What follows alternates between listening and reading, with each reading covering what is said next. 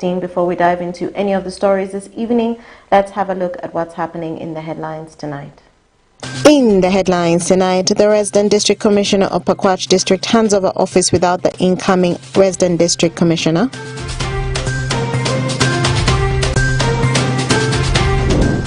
Arua City youth leaders advocate for skilling center.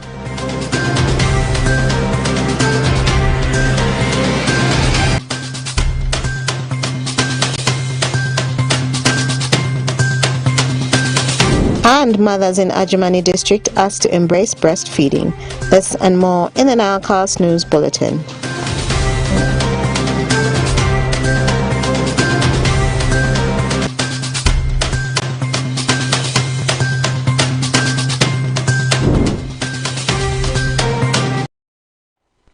It's the 31st of August 2024. You're most welcome to the NILE on your Must Now television. Let's dive straight into the stories that have made headlines tonight. Paul Esero, the former Resident District Commissioner of Pakwach District, has handed over office to the Deputy Resident District Commissioner as the expected incoming Resident District Commissioner, Mr. Emi Mitala, who failed to turn up for unknown circumstances. Take a look. My brother, I take this opportunity to hand over this report to you. Take time to go through, especially the pending works. You will start from there, sir. I thank you and congratulate you. There was a moment of transition as Pakwach District leadership passed to a new hand of Deputy RDC.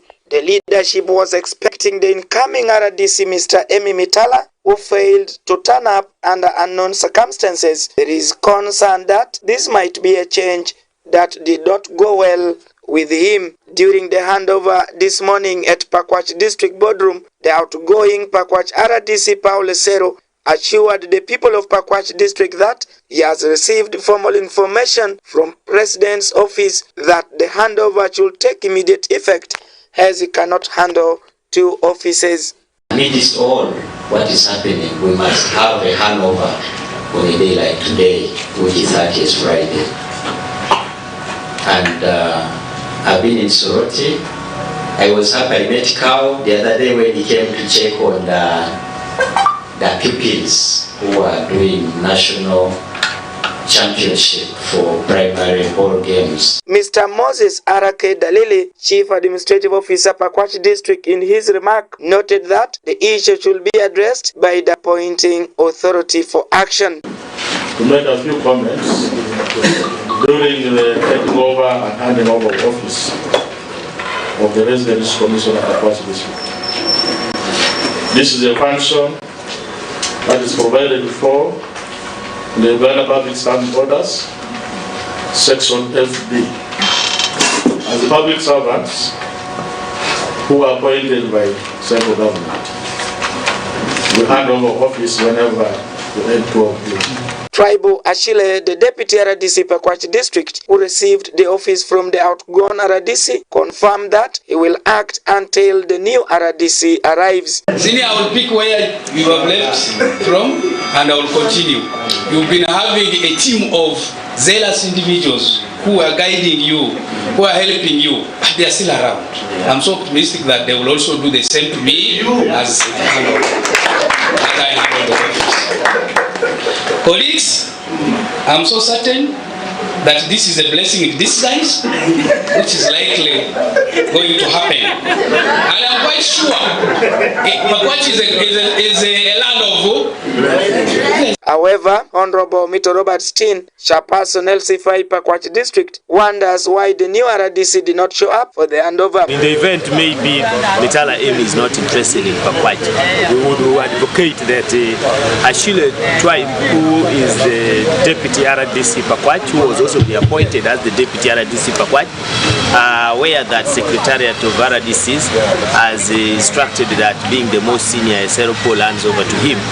According to Honorable Olomito. This is an issue of concern as they expected the new RDC to take his office. We would even plead that the office of RDCs in President's office considers making him become a full RDC. And they upgrade one of our assistant RDCs here to become a deputy because they had built a team. They were working well. There are many complex issues in Pakwach, and that they already have a foundation on how to manage. Efforts to get comments from the new RDC Pakwach, Mr. Emi Mitala, proved futile at the time of filing this story following the recent changes on RDCs and RCCs by President Yoweri Kaguta Museveni. Paul Esero was transferred to Soroti district while Mr. Emi Mitala was posted to Pakwach district. This shows that the district's progress is at stake. Alfred Jawok, West Nile TV, Nile Cast. During the Arua City International Youth Day celebrations, which took place at Oreku Primary School playgrounds in Aivu Division on the 30th of August 2024, youths from Arua City are appealing to the government of Uganda to establish a skilling hub within the city so as to help enhance the number of youths from the city. Take a look. A section of youth leaders from Arua City appealing to the government to establish a skilling hub within the city so as to help enhance the number of young people from the city seeking to have training under the Presidential Initiative of Skilling the Young People, which is a government program. The Presidential Initiative on Skilling the Girl/Boy Child project is an initiative that seeks to skill the masses, most especially the needy, to acquire skills in courses like hairdressing, baker and tailoring, among others, so as to empower them to be self-employed citizens. To attain this mission, the government established a number of skilling centers across the country, as Western Sub-Region currently has 2 operational centers, found in Zombo and Ajuman district, as another is being developed in Koboko district to cater for the Western Sub-Region. The youth made this call during Arua City's Youth Day commemorations at Oreku Primary School playgrounds in Aivu Division on 30th of August 2024, where Enatu Simon, the male youth council of Arua City, believes that the city indeed deserves to have a skilling hub because of its overwhelming population. My prayer is that if government can help us with at least one industrial hub for Logbara Belt, because there's one industrial hub in Zombo, and then they are constructing another one in Koboko. But Logbara Belt is left like that. And also Ajumane has.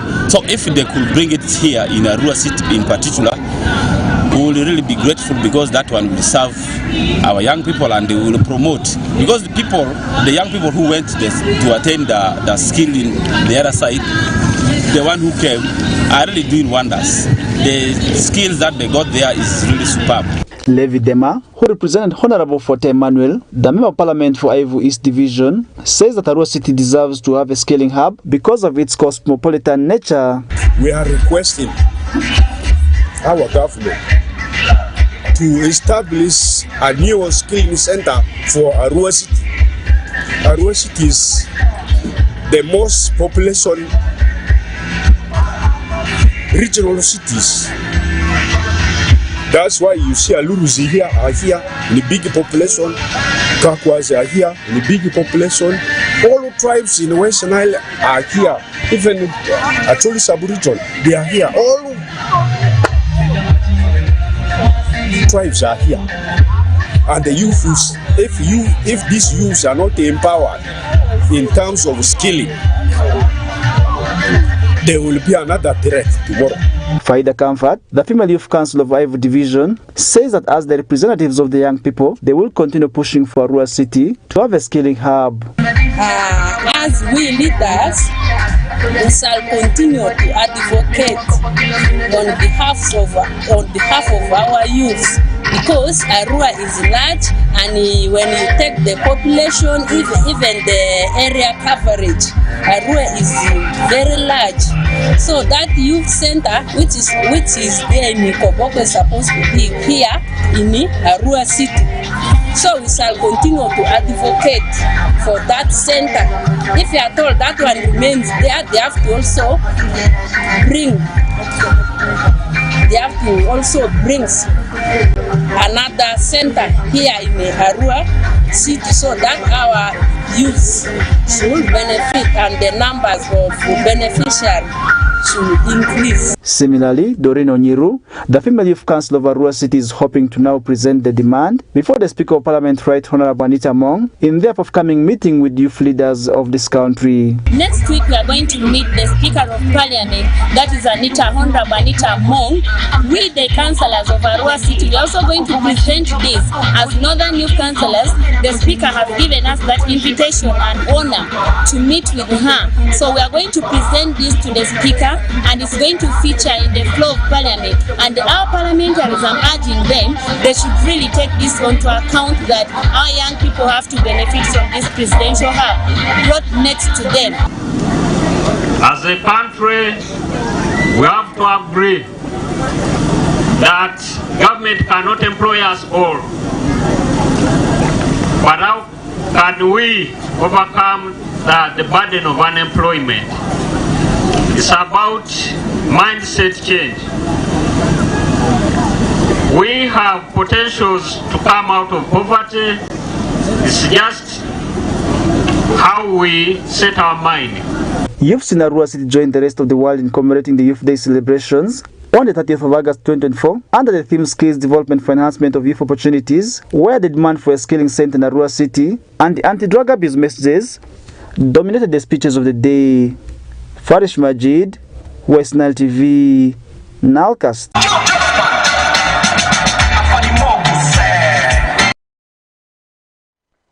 And more in our stories, the government of the Republic of Uganda, through the Development Response to Displacement Impact Project, is encouraging local farmers in the West Nile region to widen their vision from traditional way of livestock farming practices to commercialized livestock farming. Stephen Okello reports. Government of Uganda, through Dr. Deep, is changing the perspective of local livestock farmers in refugee host community of West Nile sub-region like Mariokolo, Yumbe and Moyo district, from rearing livestock basically for traditional activities like traditional marriages to commercial purposes. In the past, we didn't think about making proper business plan to have commercial goat farming, because ours was that this has been our culture. We've been raising this, we've been making money, we've been using it for marriage, cultural activities, but now we have been reminded, we have been guided that if you want to have commercial goat farming, you need to have a plan. And when that business plan is there, you think about maybe how can you get good quality goat that is going to raise you more income.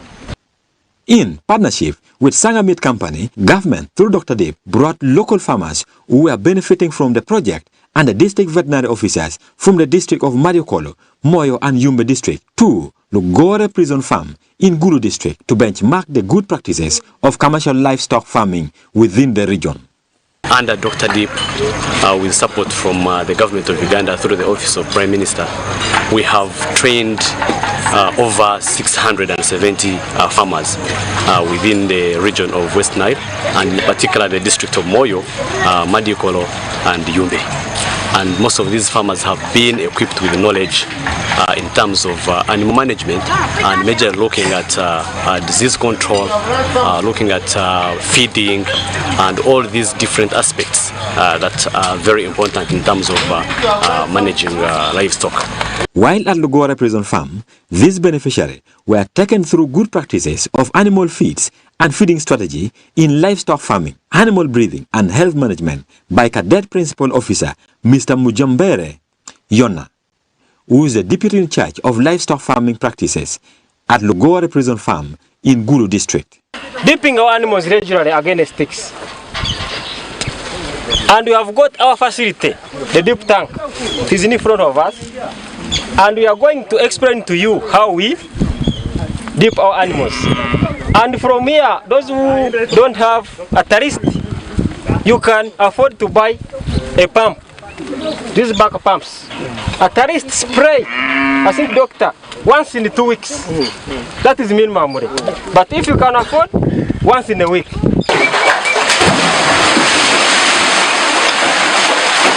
According to one of the beneficiaries from Moyo district, access to veterinary services has always been difficult due to scarcity of veterinary service providers within the region. The lesson I learned from here is, one, I know how to spray, how to control diseases through spraying, and one of the spraying here, I learned from here, they use deep tank, and deep tank is so far it is cheap, because one, why it is cheap, you use the acaricide for 7 months, like the other one, not like the other one, you spray, you use the acaricide once.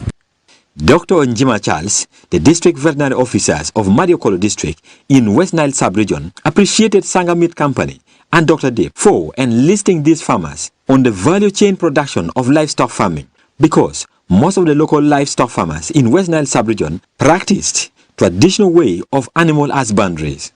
The attitude of the farmers is not very positive in as far as livestock development is concerned.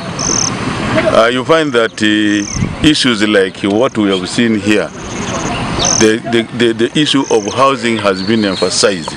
And when you look around, there is a pen for calves, because the calves need to be protected.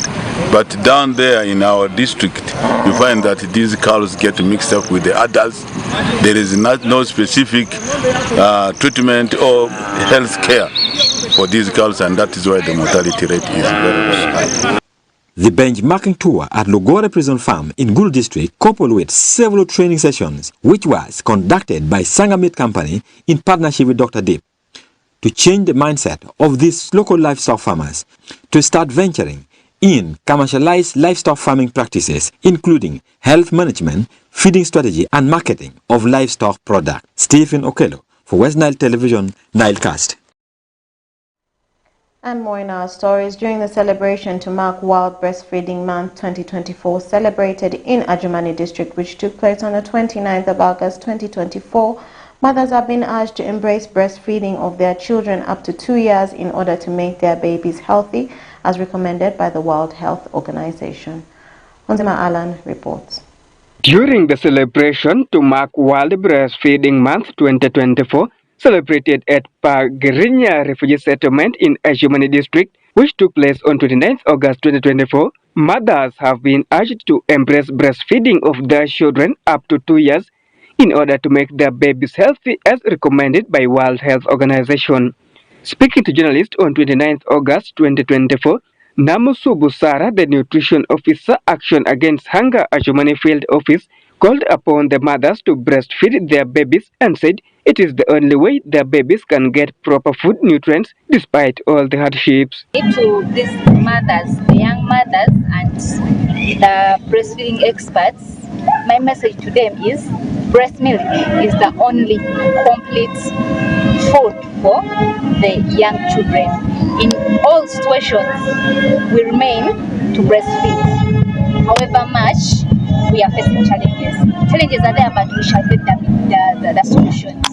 Population Martin Refugee Welfare Council to Pagrinya Refugee Settlement said it is a collective responsibility of family members to ensure mothers embrace breastfeeding, and calls on all the women of Pagrinya Refugee Settlement to take this opportunity to improve breastfeeding in their settlement camps.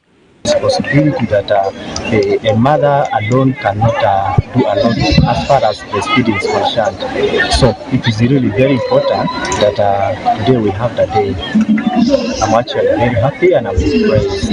And I also encourage that my refugees should take this as an opportunity to improve on the breastfeeding of their babies, so that together we produce healthy children and our people as well. Kasara Lilian, a health worker at Pagrinya Health Center, who doubles as counselor infant young child feeding and Action Against Hunger, encourages women to exclusively breastfeed their children up to 2 years for proper growth. We normally encourage these mothers to exclusively breastfeed their children and also to breastfeed their children often so that the children have enough breast milk for and they grow very well. Now, as I'm talking, we have a child who was born at 0.86 and we were able to manage this child. The child was managed from a human hospital.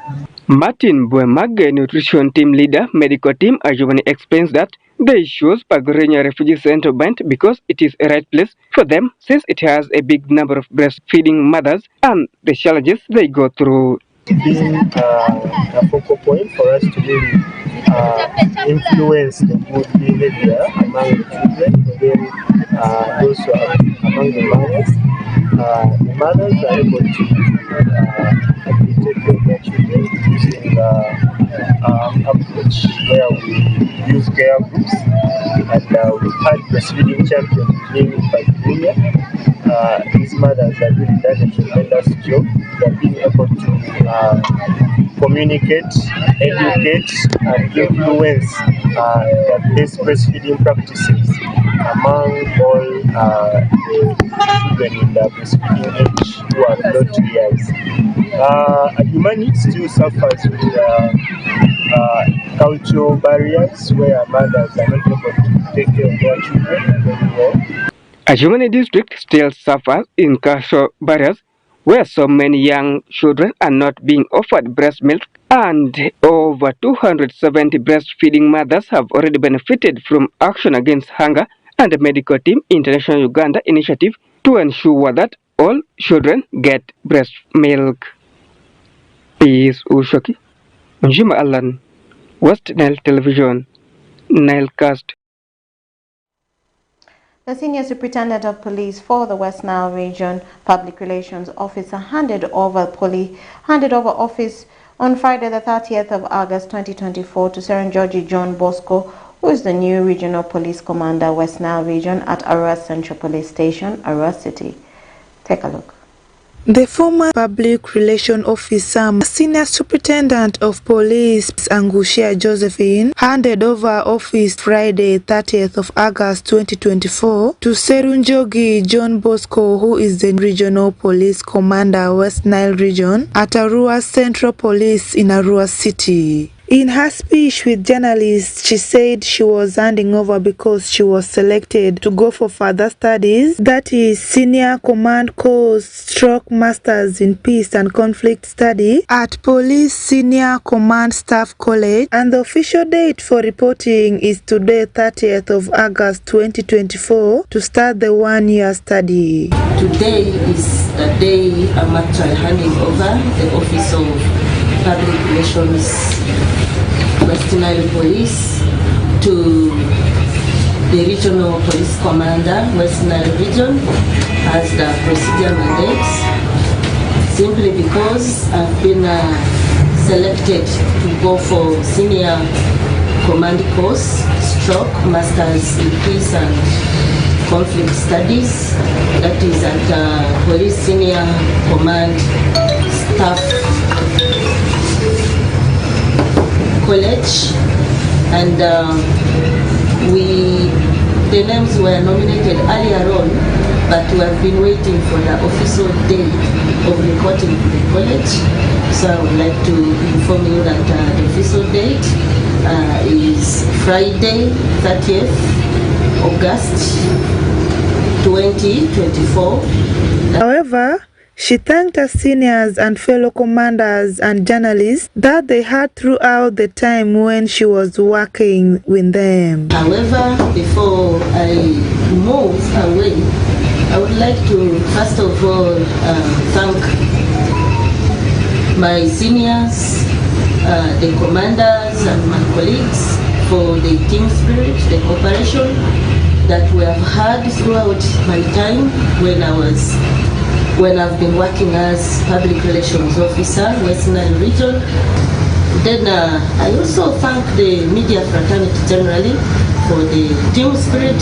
Serunjogi John Bosco, the regional police commander, West Nile region, said it has been a pleasure that she worked here for quite a long period of time and for over 13 years serving in West Nile, and now that she's going for further studies, it is a very good thing because she will come back as a different person. He therefore wished her well in her study. It has been a pleasure. She has been here for a long time, over 13 years, serving in West Nile, and therefore she's going for course, which is very important for her. Some of us who have already passed through that stage, she will come back and she's totally different officer. She's going to be retooled to knowledge, retooled to other things. She's going to see very many, and she's going to be, actually she's going to venture. Therefore, thank you so much for coming. And we are also going to wish her the best. You know, a full year is not something easy, especially when you are aging. Following the major reshuffle of the new Inspector General of Police, Abbas Biakagaba, upon taking over office from Martin Okoth Oshola, in the middle of the year, the changes also affected the region, where a number of senior police officers got promoted and transferred to new locations for their duties. Kashindot Fancy, West Nile Television, Nilecast. With that, we've come to the end of the Nilecast on your West Nile Television. Thank you always for being with us from the beginning of the Nilecast to the end of the Nilecast.